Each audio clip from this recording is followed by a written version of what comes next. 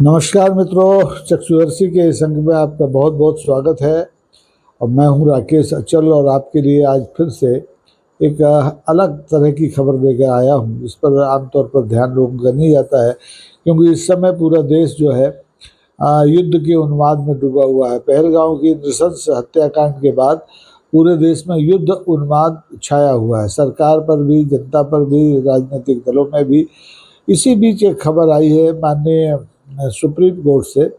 Supreme court ने लोकसभा में प्रतिपक्ष के नेता राहुल गांधी को सावरकर पर की गई एक टिप्पणी के बारे में चेताया है और कहा है कि इस तरह की जो स्वतंत्रता सेनानी हैं उनके बारे में टिप्पणियां बर्दाश्त नहीं की जाएंगी, भविष्य में नहीं की जाएंगी। और इसके साथ ही माननीय अदालत ने राहुल गांधी को थोड़ी राहत भी दी है कि उनके खिलाफ जो लोअर कोर्ट में एक मामला चल रहा है सावरकर साहब की मानहानि का, उसमें आगे की कार्रवाई फिलहाल ना हो। देखिए, हिंदुस्तान में स्वतंत्रता सेनानियों के बारे में जो टिप्पणियां की जाती हैं वो नई नहीं है। प्रतिपक्ष तो शुरू से, जब से सत्ता में के आया नहीं था उसके पहले से, बल्कि जब से प्रतिपक्ष का हिंदुस्तान में जन्म हुआ है, और उसमें भी जो हमारा दक्षिणपंथी सोच का प्रतिपक्ष है, जिसमें पहले जनसंघ थी, आज कल भाजपा है, ये लोग तो शुरू से ही हमारे देश के स्वतंत्रता संग्राम सेनानियों पर अजीबोगरीब टिप्पणियां करते रहे हैं। और इन टिप्पणियों को लेकर के आमतौर पर लोग अदालत में नहीं जाते थे, इनकी लोक निंदा होती थी, अखबारों में खबरें छपती थी और बात आई गई होती थी। लेकिन पिछले कुछ दिनों से ये मामला थोड़ा गंभीर हो गया है। राहुल गांधी ने जब से सावरकर के बारे में टिप्पणी की, उन्हें माफ़ी मांगने वाला बताया, तब से लोग ज़्यादा संवेदनशील हो गए हैं और फैसले के लिए अदालत की शरण लेने लगे हैं। लेकिन ये वही देश है जिस देश में राष्ट्रपिता महात्मा गांधी की तस्वीर पर लोग गोली चलाते दिखाई देते हैं। महात्मा गांधी को, पंडित जवाहरलाल नेहरू को और सरदार पटेल को और तमाम सारे स्वतंत्रता सेनानियों को तरह तरह से लांछित करते रहते हैं। आज भी हिंदुस्तान, जिस तरह का हिंदुस्तान हमारे सामने है, उसको लेकर के हमारे जो स्वतंत्रता सेनानी हैं, इनकी लंबी फहरिस्त है, महात्मा गांधी से लेके, और कहाँ जाके ख़त्म हो इसके बारे में कहना मुश्किल है। उन सबको जिम्मेदार ठहराया जाता है कि जो भारत का विभाजन हुआ उसके लिए ये स्वतंत्रता सेनानी जिम्मेदार हैं। कोई किसी को अंग्रेज़ों का भक्त कह देता है, कोई किसी को कुछ कह देता है, लेकिन अदालतें इस मामले में पहले कभी गंभीर नहीं होती थी। अब माननीय अदालत ने ये गंभीरता दिखाई है सावरकर के मामले में। और वो क्यों दिखाई है, इसके बारे में आपको खुद सोच करना पड़ेगा कि इस समय जो हमारी लोकतंत्र की चारों खंभे हैं, चाहे वो कार्यपालिका हो, चाहे वो विधायिका हो, चाहे वो न्यायपालिका हो, चाहे खबर पालिका हो, वो एक खास रंग में रंगी हुई है।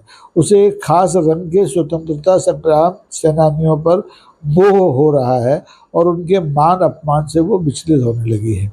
लेकिन ये लोग, अदालत के बारे में तो मैं कुछ नहीं कहूँगा, माननीय अदालत के बारे में मैं उसका बहुत सम्मान करता हूँ, लेकिन लोग भूल जाते हैं कि इसी देश में जिन सावरकर साहब पर टिप्पणी को लेकर के राहुल गांधी को फटकारा जा रहा है, उन्हीं सावरकर पर जो डाक टिकट इन्हीं राहुल गांधी के परिवार के जो लोग मुख्य प्रधानमंत्री रहे देश के, उनने जारी किया। ख़ासतौर पर राहुल गांधी की जो दादी है श्रीमती इंदिरा गांधी, उन्होंने ये डाक टिकट जारी किया।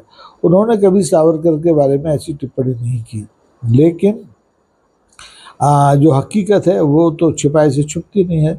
देखिए, आप औरंगजेब के बारे में बहुत ज़्यादा नहीं जानते होंगे, क्योंकि औरंगजेब का ज़माना बहुत पुराना था, लेकिन सावरकर के बारे में तो जानते हो, जान सकते हैं, जानना चाहें तो।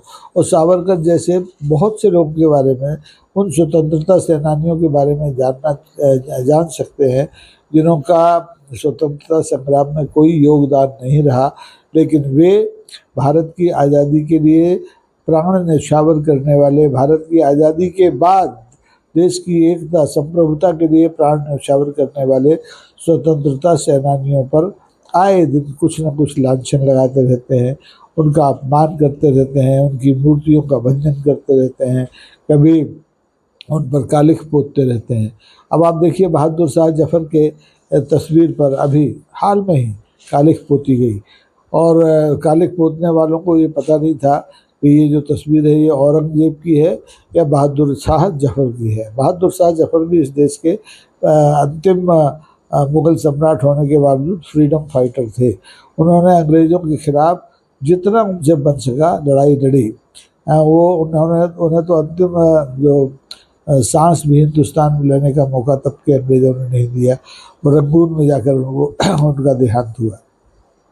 तो सावरकर हों, चाहे बहादुर शाह जफर हों, चाहे महात्मा गांधी हों, मैं तो कहता हूँ कि कोई भी स्वतंत्रता संग्राम सेनानी हो, उसको राजनीति का औजार नहीं बनाया जाना चाहिए। चाहे वो राहुल गांधी हो, चाहे वो हमारे देश के संसद के नेता माननीय मोदी जी हों, किसी को भी ये अधिकार नहीं है कि वो स्वतंत्रता संग्राम सेनानियों के बारे में हल्की, ओछी, निराधार टिप्पणी करे। और इसके लिए माननीय अदालत ने कहा कि अब वो स्वयं संज्ञान लेगी। तो ये अच्छी बात है, अगर माननीय अदालत स्वयं संज्ञान ऐसे वक्तव्यों पर लेने लगे जो कि हमारे स्वतंत्रता संग्राम सेनानियों के समर्पण, त्याग और बलिदान को लांछित करते हैं, तो बहुत अच्छा होगा। क्योंकि इस समय देश में गाल बजाने वालों की एक लंबी फौज पैदा हो गई है, जो किसी को नहीं देखती, जो स्वतंत्रता संग्राम सेनानियों का मान सम्मान नहीं करना जानती, जो देश के सर्वोच्च न्यायालय का मान सम्मान करना नहीं जानती, जो देश के सर्वोच्च न्यायालय के मुख्य न्यायाधीश तक को भी देश में सो कॉल्ड तथा कथित गृह युद्धों के लिए जिम्मेदार ठहरा देती है। तो ऐसी बदजुबान पीढ़ी के लिए अगर माननीय न्यायालय स्वतः संज्ञान लेता है तो ये बहुत अच्छी बात है। और अगर ये बात सिर्फ आई गई है और रिवायत के तौर पर ये टिप्पणी हमारे जस्टिस ने की है, चाहे वो भावुक होकर की गई हो, चाहे वो तार्किक गुस्से में की गई हो, तो लेकिन है महत्वपूर्ण। उन्हें देखना चाहिए कि अकेले राहुल गांधी नहीं है, जो सावरकर या सावरकर जैसे बहुत से स्वतंत्रता संग्राम सेनानियों के बारे में तब बात करते हैं जब दूसरे स्वतंत्रता संग्राम सेनानियों पर उंगली उठाई जाती है। अब मैं तो देखता हूँ कि सावरकर के बाद भी की पीढ़ी में अटल बिहारी वाजपेयी को उन्हीं के सगोत्री लोगों ने, दूसरे वाजपेयियों ने अदालत में तब तक ताने रखा ये कह के कि ये माफ़ी वीर हैं, इन्होंने माफ़ीनामा लिख करके जेल से आज़ादी पाई है। तो इतिहास अपनी जगह है, टिप्पणियाँ अपनी जगह है। हमें चाहिए कि हम ऐसे विषयों को, ऐसे संवेदनशील विषयों को हाथ ना लगाएं तो बेहतर है।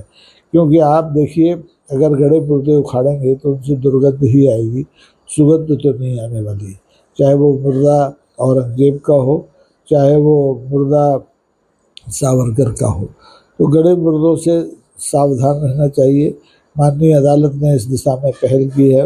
मुझे यकीन है कि माननीय अदालत की इस नज़ीर को पूरे देश का जो हमारा न्यायिक संस्थान है वो मानेगा और ऐसे बदजुबान लोगों पर लगाम न लगाएगा।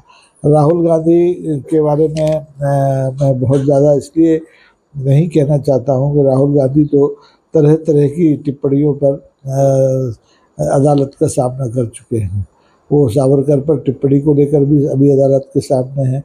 तो वो मोदी सरनेम को लेकर भी सज़ा एक तरह से भुगत चुके हैं। उनकी लोकसभा की सदस्यता पहले छीनी जा चुकी है, उनका सरकारी मकान छीना जा चुका है, और इस समय भी वो कानूनी लड़ाई में सपरिवार उलझे हुए हैं। उनकी माँ, उनकी बहनोई, उनकी बहन सब कानूनी लड़ाइयों में उलझे हुए हैं। और ये एक लड़ाई जो सावरकर की है ये अपनी जगह है। मुझे लगता है कि लोग इससे सबक लेंगे और आने वाले दिनों में अपने जो स्वतंत्रता सेनानी हैं उनको लेकर के ऊल जलूल टिप्पणियाँ करना बंद कर देंगे। खासतौर पर वो लोग जिन्हें महात्मा गांधी पसंद नहीं है, जिन्हें महात्मा गांधी की पीढ़ी पसंद नहीं है, और जिन्हें स्वतंत्रता संग्राम के लिए अपना सर्वस्व निछावर करने वाले लोग पसंद नहीं हैं। आज के लिए बस इतना ही। कल फिर मिलेंगे तब तक के लिए आपका बहुत बहुत धन्यवाद। अगर आपको ये सब्जेक्ट अच्छा लगता है तो इसे लाइक कीजिए, इस वीडियो को ज़्यादा से ज़्यादा मित्रों तक पहुंचाने में मदद कीजिए, शेयर कीजिए और सब्सक्राइब कीजिए। धन्यवाद। जय हिंद। नमस्कार।